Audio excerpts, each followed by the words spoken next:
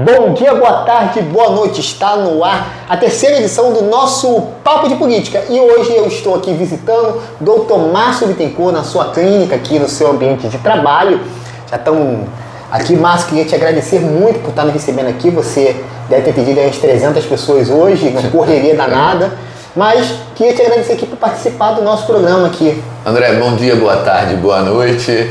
É um prazer estar aqui com você na minha clínica, na clínica de cardiologia, que a gente já tem aqui em Macaé mais ou menos uns 32 anos, a sede COA está estabelecida aqui em Macaé. É muito bom estar recebendo você aqui nas nossas dependências. Márcio, é bom falar um pouco, eu vou dar a oportunidade de você falar um pouco da sua história, você que tem uma ficha longa de serviço prestado na cidade, tanto no setor privado quanto no setor público. Mas eu queria começar aqui falando como até um segredo que eu quero para minha vida. Você é um cara que você é médico, você atende no consultório, você é servidor público concursado. Aí você, além de tudo isso, consultório, setor público, setor privado, você ainda arruma tempo de ser atleta, de canoar 5 horas da manhã, tem 4 filhos. Estou jogando beach tennis, faço personal. Eu outro dia eu vi você dançando com Patrícia. Faço a dança de salão com minha esposa. Me diz assim, como você arruma tempo para isso tudo? André, é questão de programação, né? Eu sou extremamente rigoroso nos horários, eu gosto de chegar nos horários, no horário certo. Então, de manhã cedo eu faço uma coisa, depois eu vou fazer outra. Então é programação. Eu acho que a pessoa que se programa no seu horário tem tempo para tudo. As pessoas às vezes se dão um exemplo, diz assim, eu como médico cardiologista, eu indico as pessoas que me procuram a fazer atividade física. Como eu indico a fazer atividade física se eu não dou exemplo? Isso é muito ruim. Então eu procuro fazer atividade física 5 vezes, 6 vezes na semana eu estou fazendo. Exemplo, eu tô tentando seguir o caminho aí. Márcio, eu queria voltar um pouco na sua história, pelo menos a parte que eu conheço. Você foi vereador, você teve um mandato bastante produtivo. No finalzinho do mandato você foi acometido por uma doença, não sei se vai querer falar sobre isso. Não tem problema nenhum. Mas o que eu queria falar é o seguinte, você, no meio de toda essa loucura, aí você não conquistou o segundo mandato, mas continuou trabalhando no setor público. E agora eu queria te perguntar o seguinte, o que te faz querer voltar à Câmara Municipal? Porque, na verdade, você que faz tanta coisa... Eu vou te dizer o que me faz querer, André. De cara, eu vou te dizer, a eleição passada, a gente tinha um projeto de trazer... Eu tive um câncer de próstata, fiz radioterapia fora de Macaé, fiz bloqueio hormonal. E para as pessoas que não sabem, a radioterapia você tem que sair do teu município todo dia, durante 3 a 4 meses, para você fazer esse exame, esse tratamento que leva às vezes 5, 10 minutos, mas você fica o dia inteiro em outra cidade. Então, eu tinha um projeto de trazer a radioterapia para Macaé e que depois que a gente saiu da Câmara de Vereadores, esse projeto se perdeu no espaço. Eu vi o sofrimento do que é a pessoa ter que se mudar para o município vizinho. Eu tive que ir para Niterói para fazer o tratamento. Eu fiquei 3 meses em Niterói, então eu fiquei na casa da minha filha, fazia segunda, terça, quarta, quinta e sexta. Imagine uma pessoa que saia de Macaé todo dia, cedinho, e volta à noite. Essa pessoa já debilitada, tratando de um câncer, e que tem que fazer a radioterapia no município vizinho, e que vai numa condução da prefeitura, tem que esperar o último paciente para voltar. Ele sai de manhã cedo, às vezes 4 horas da manhã, e volta 6, 7 horas da noite. Isso todo dia. Então, gente, a gente tem que brigar. Eu acredito muito em Deus. Toda vez que eu pensei em desistir do tratamento, que foi um tratamento longo, o bloqueio hormonal deixa você com a testosterona em torno de 10. Eu tinha lesão muscular, então na eleição passada eu não pude ir para casa, não pude fazer campanha, porque se eu saísse, se eu andasse, eu tinha dor. Eu usava um adesivo de dor, de codeína, de morfina no peito, de liberação lenta que ia soltando devagarzinho. E na época do Covid, né? Então você também tinha na época do isolamento social, que você não podia, e eu já debilitado por causa que estava no tratamento do câncer de próstata. Então isso me estimulou a gente lutar para que a nossa cidade seja um exemplo, que você tenha todos os tratamentos aqui dentro. Então você acredita que na próxima, esse intervalo aí de 4 anos, longe da Câmara, foi meio significado? Você teve 2 batalhas, né? Uma batalha pela vida, pela sua própria vida, Você teve que escolher e a Câmara Municipal, mas você teve sua família lá, como que foi esse André, período? você vê aí que várias pessoas que tinham algum problema de saúde, vou ter que falar, o doutor Eduardo faleceu, Thales faleceu, Conceição, que foi eleito prefeito. Meu amigo Zé de Castro. Zé de Castro faleceu, Luciano Diniz ficou um mês internado. Deputado Gil Viana morreu também, novo. Silvinho ficou internado no CTI também. Doutor Fabiano, doutor Flávio Antunes. Então você vê que eu me poupei, porque eu estava numa época, se eu pegasse alguma coisa, eu estava lascado. Então eu tive que me poupar, tirar o pé do acelerador. Tem hora na vida que você tem que recuar. Mesmo assim, a gente perdeu por 150 votos a eleição. Então eu me recuei, e essa vez não. Essa vez eu estou trabalhando, estou indo, estou pedindo voto, estou fazendo as coisas. Não deixei de fazer atividade física em momento nenhum, mas agora eu estou bem, não uso mais adesivo de dor. Deus me deu, assim, eu não gosto da palavra curada, mas o controle, de 3 em 3 meses eu tenho que fazer exame, e graças a Deus está tudo bem. Márcio, inclusive, já que estamos nesse assunto, nós já vamos virar essa página, mas eu queria fazer uma pergunta muito pessoal. A gente falou do câncer, nós estamos chegando perto do mês de prevenção do câncer de próstata. Gente, é importante se prevenir sobre isso. Márcio, eu queria saber o seguinte, isso ressignificou, de certa forma, a sua trajetória? Como é que é? Essa doença que você passou, ela te ressignificou? Ela trouxe o que de novo para você? Ela trouxe uma coisa que é o tratamento muito mais humanizado. De uma hora para outra você sai do médico para você ser o paciente. É completamente diferente quando você... eu acho que todo mundo devia sentar no outro lado.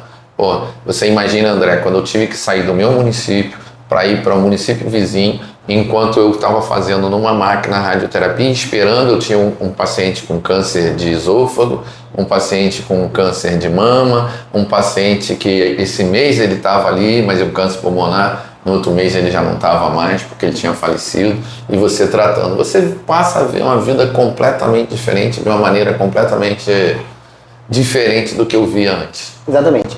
Agora, Márcio, uma pergunta que eu tenho que fazer, a gente acompanha você, poucos são os candidatos, eu tenho conversado com muita gente, mas poucos são os candidatos, ou até políticos de mandato, que, deixa eu tentar reformular aqui, você é um cara que faz tanta coisa na sua vida, tem tanta relevância social, que o mandato não te, como que eu posso dizer, não é um mandato, quando você foi vereador, você fez muito como vereador, vou dar chance para você falar dos seus principais projetos, mas você não deixou de fazer muita coisa por ser vereador. Ou seja, tem muita gente que o cargo de vereador é maior do que a pessoa. Você é maior do que o cargo de vereador, porque você continua fazendo sem um mandato.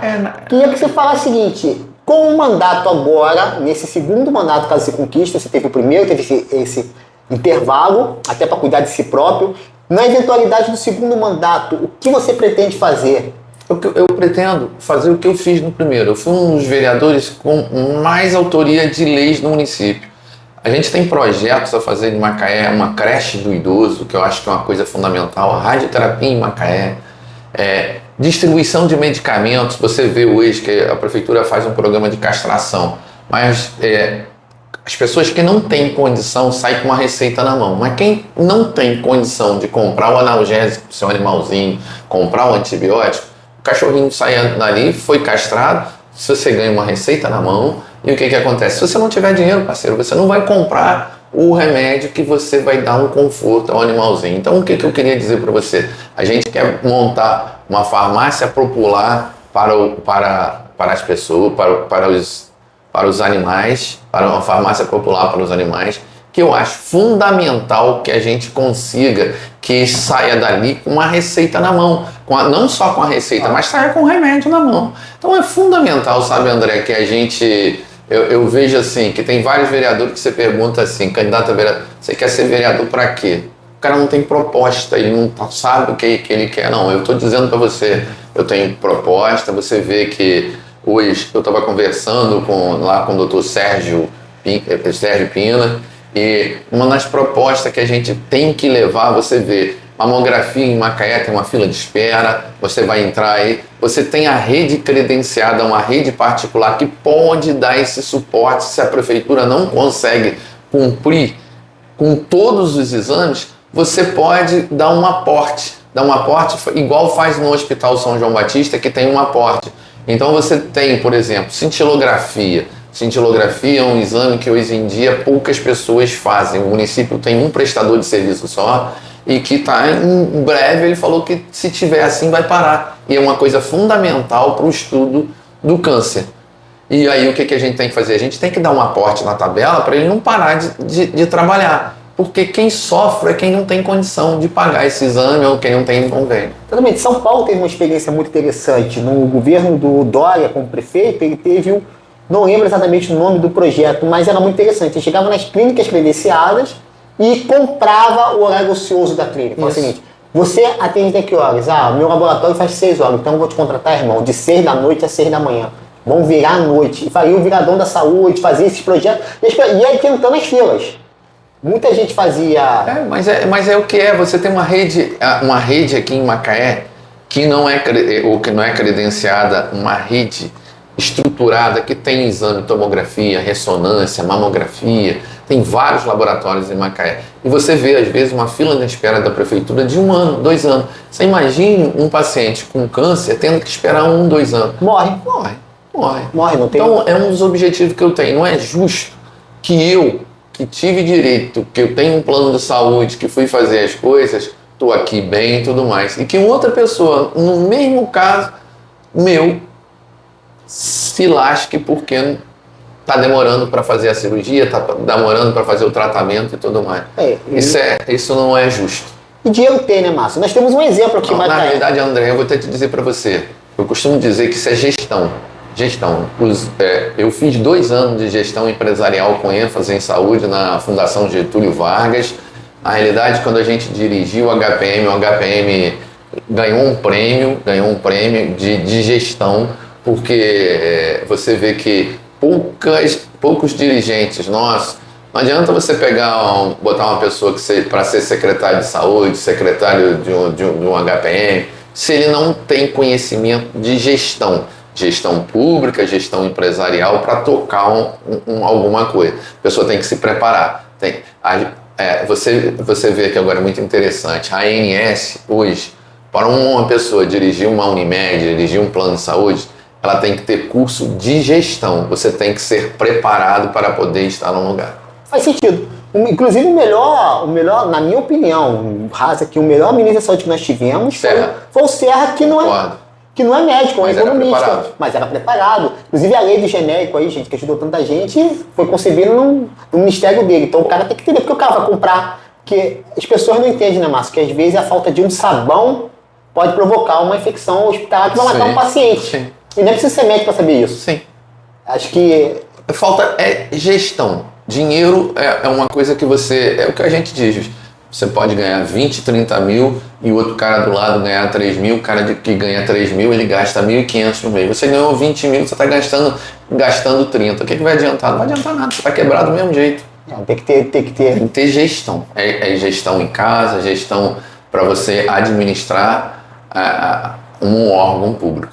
Exatamente. Márcio, eu queria voltar um pouquinho no seu mandato como vereador.